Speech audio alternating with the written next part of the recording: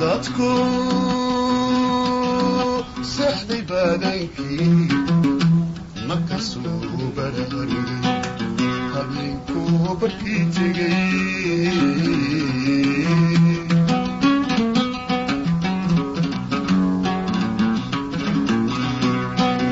ciidayda bilaaniyo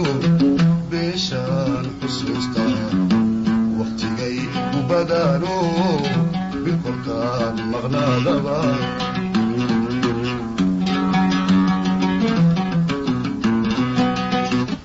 sanad buu xamuuda dadkii aan ka birmo baryan kala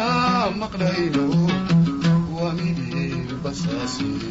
bulsha yahay manabadba bulsha yahay manabadba habeenkuu barkii tegay